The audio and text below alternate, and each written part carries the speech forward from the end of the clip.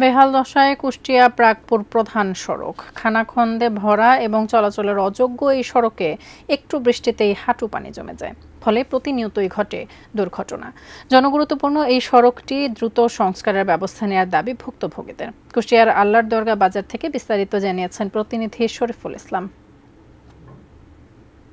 কুষ্টিয়ার যে আঞ্চলিক সড়কগুলো, বিশেষ করে জেলা শহর থেকে বিভিন্ন উপজেলায় যাতায়াতের যে সড়কগুলো, সেই সড়কগুলোর একেবারে বেহাল দশা। একটু বৃষ্টিতে খানাখন্দকে পরিণত হয়েছে এবং প্রতিদিনই ঘটছে নানা ধরনের দুর্ঘটনা।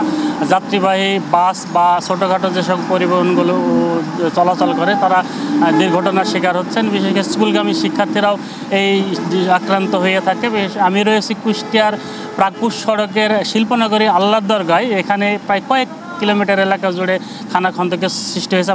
এই সড়ক দিয়ে চলাচল করে পথচারীর সাথে কথা বলবো, তিনি কি ধরনের প্রতিনিয়ত যেতে চলাচল করেন, তাই এই দুর্ভোগের কথাটা তিনি আমাদের জানাবেন। প্রতিনিয়ত এখানে গাড়ি উল্টাচ্ছে।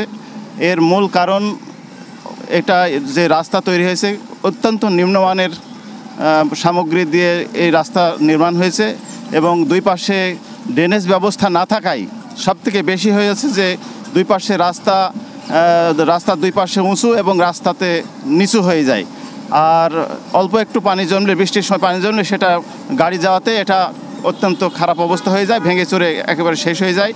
উনি যেমনটি বলছিলেন যে এই সড়কটি দ্রুত সংস্কার করে চলাচলের জন্য, যান চলাচলের জন্য সুব্যবস্থা করা হোক। তো এই ছিল কুষ্টিয়া প্রাগপুর সড়কের আল্লার দরগা থেকে সড়কের দুর্ভোগের সর্বশেষ খবর।